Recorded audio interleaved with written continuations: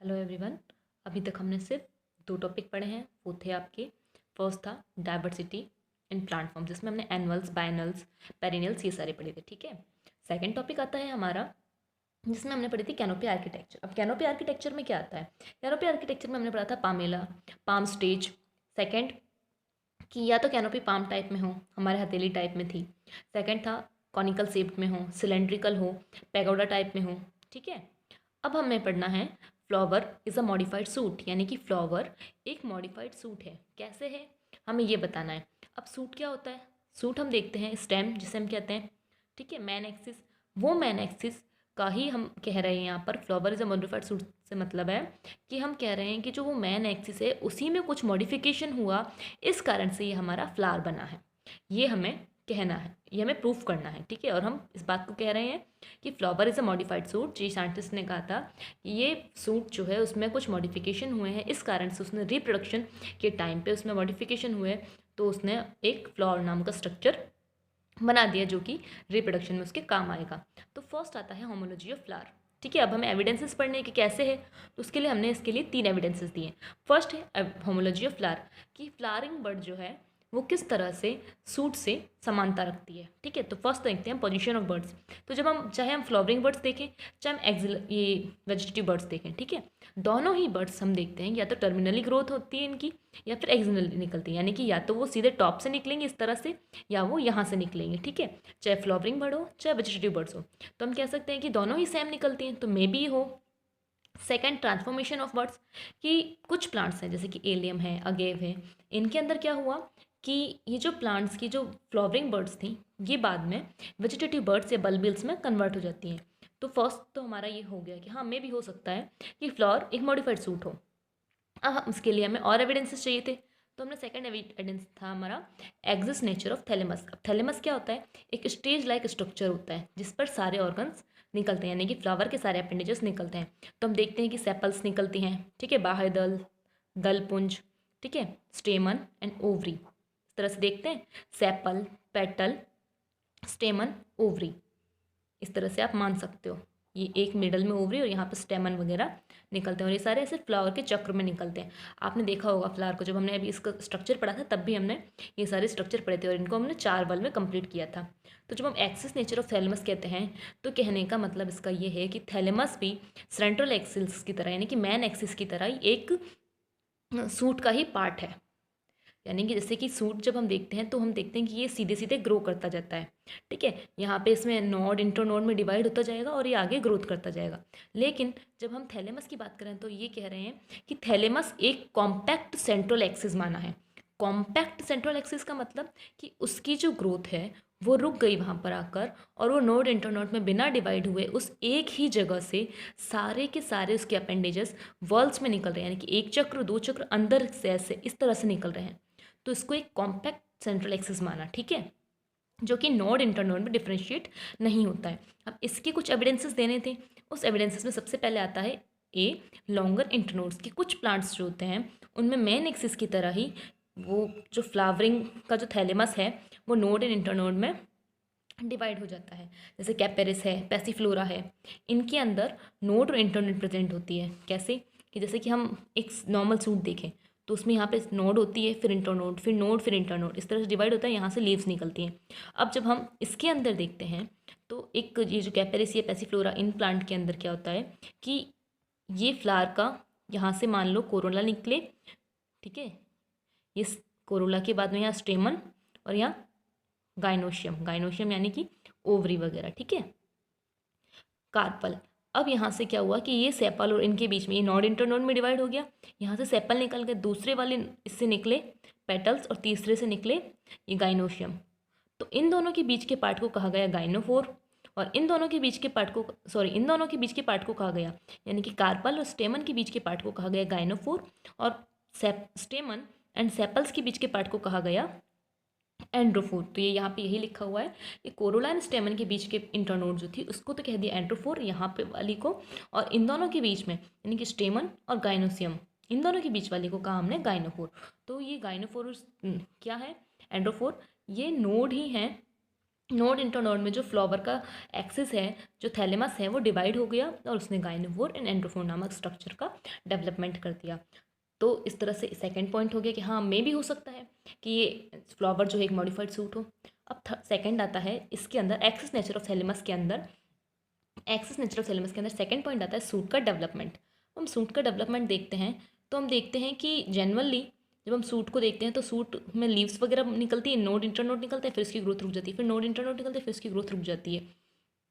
यानी कि एक टाइम तक कैसे ग्रोथ करता है, नोड इंटरनोड निकलती है, लीव्स वगैरह बनती जाएंगी और उसकी एक टाइम पे आने के बाद ग्रोथ रुक जाएगी और दूसरा स्टेम निकल जाएगा, या फिर एक ही स्टेम हो हमें और यहाँ से लेटरली निकले।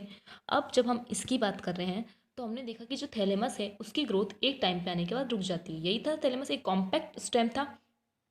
अब इसकी जब ग्रोथ एक टाइम के आने के बाद रुक गई तो हम कह रहे हैं कि ये भी वेजिटेटिव सूट की तरह बिहेव करने लगता है। यानी इसके यहाँ से ये हमने बात कही कि फ्लावर में ये जो वेजिटेटिव सूट है ये ग्रोथ करेगा और आगे लीव्स एंड बनाता रहेगा, लीव्स बनेगी, ब्रांचेस बनेगी। लेकिन जब हम थैलेमस की बात करें तो इसकी ग्रोथ आके रुक गई। उसके बाद यहाँ से इससे तो ग्रोथ होने नहीं रही, यहाँ पे बन जाएगा हमारा फ्लावर। ठीक है, लेकिन कुछ प्लांट में क्या देखा गया कि यहाँ पर इससे जब फ्लावर बन गया तो वापस से कुछ टाइम बाद में इसने ग्रोथ करी और यहाँ पे नॉर्मली लीव्स, जैसे एक स्टेम होता है नॉर्मल उसमें लीव्स थी, वैसे वैसे इसमें भी उगने लग गई।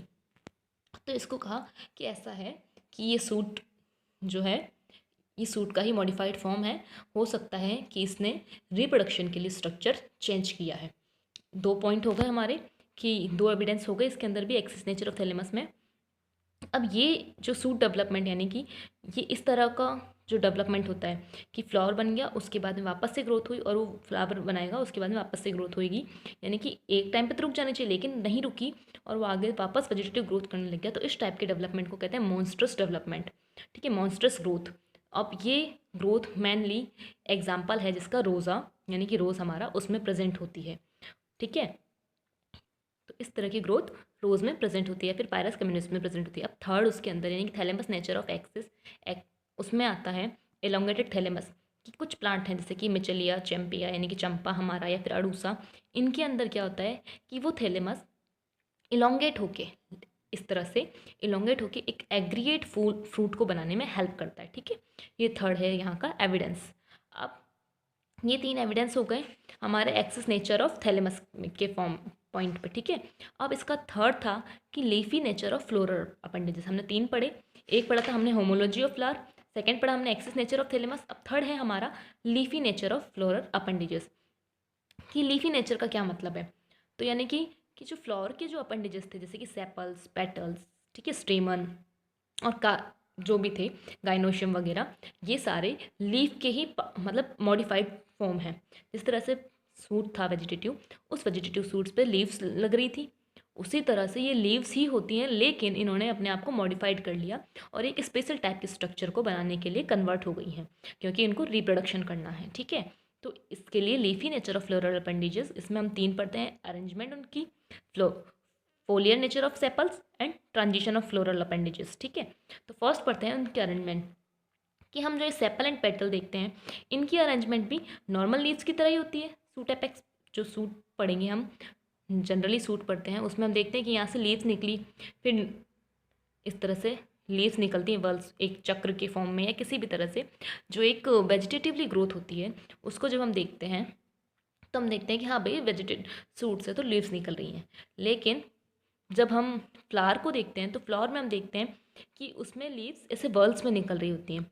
तो ये अरेंजमेंट यही कह रहा है कि floral appendages sepals and petals की अरेंजमेंट भी नॉर्मल लीव्स की तरह ही होती है, यानी कि वो भी इस तरह से ही निकलते हैं कि एक चक्र में सबसे पहले सेपल्स निकली, फिर पेटल्स निकलेंगे, फिर कैलिक्स और फिर corolla, sorry sepals, petals, stamen and gynoecium.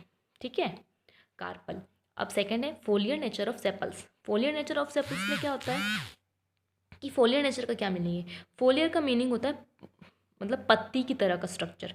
ठीक है, जो सेपल्स क्या होती है, सेपल्स होती है सबसे आउटर लेयर, किसी भी फ्लावर की सबसे आउटर लेयर को कहते हैं हम सेपल्स। अब उसका फोलियर नेचर यानी कि ये कहना चाह रहा है कि जो सेपल्स हैं वो हम मॉडिफाइड, हाँ हमने क्या दिया कि पहले कह चुके हैं कि हम ये सारे लीव्स के ही मॉडिफाइड फॉर्म्स हैं, तो इसमें हमने कह दिया कि जो सेपल्स हैं वो भी मॉडिफाइड फॉर्म्स हैं। ठीक है, अब कुछ प्लांट्स जैसे इसमें एग्जांपल दिया पियोनिया एंड मिशंडिया, इन दोनों में क्या होता है, सेपल्स जो हैं वो कुछ टाइम के बाद में वापस से लीव्स की तरह ही हो जाती हैं। ठीक है, यानी कि जिस तरह से सेपल्स बनी बाहर वाली फ्लावर बनाने में, और ये सेपल्स लीव्स की तरह होती हैं इनके अंदर। तो फोलियर नेचर है सेपल्स का। आपने कुछ ऐसे प्लांट्स भी देखे होंगे, आपने खुद ने भी देखा होगा कि हम आसपास देखते हैं तो कुछ में हमें समझ में ही नहीं आता कि ये उस फ्लावर की सेपल्स थी या उस फ्लावर की लीव्स थी। ठीक है, तो यही कहना चाह रहा है कि सेपल्स का भी नेचर कई प्लांट्स में, कई फ्लावर्स में फोलियर होता है, यानी कि वो नॉर्मल प्लांट की लीव्स की तरह ही दिखती हैं। ठीक है, अब थर्ड पॉइंट आता है इसके अंदर, ट्रांजिशन ऑफ फ्लोरल अपेंडेजेस। कि कुछ प्लांट होते हैं उनके अंदर हमने ये ट्रांजिशन होते हुए भी देखा है, कि जैसे कि सेपल्स जो होती हैं बाहर वाली वो कोरोला में, यानी कि सेपल्स पेटल्स में कन्वर्ट हो जाती है, पेटल्स जो होती हैं वो कार्पल एंड स्टेमन में कन्वर्ट हो जाते हैं। ठीक है, इस तरह का ट्रांसफॉर्मेशन होते हुए भी देखा है, ट्रांजिशन होते हुए भी देखा है। ठीक है, जो कि हमने देखा है निम्फिया में, वाटर लिली में। ठीक है, ये सारे जितने भी थे अभी तक के, ये सारे हमने जो पढ़े, ये सारे ये प्रूफ करते हैं कि फ्लावर एक मॉडिफाइड सूट है। इसके लिए हमने आपको भी सिर्फ इनका सिर्फ नाम याद रखना है और इनके अंदर एग्जाम्पल्स को अच्छे से समझना है। ठीक है, और ये सारे जो ये तीन अपन ने एविडेंस पढ़े हैं इनको अच्छे से पढ़ लेना, इनके अंदर सब एविडेंसेस हैं इनको भी पढ़ लेना। ठीक है, और इस ये एक पुष्टि करता है कि फ्लावर एक मॉडिफाइड सूट है, कि हाँ फ्लावर जो है सूट के मॉडिफिकेशन से, रिप्रोडक्शन के टाइम सूट में कोई मॉडिफिकेशन होता है उसके कारण ही फ्लावर बनता है। अब ये फ्लावर का डेवलपमेंट कैसे होता है, उसके लिए कौन सी जीन रिक्वायरमेंट है, कौन सी कंडीशंस रिक्वायरमेंट है, ये सब हम पढ़ेंगे।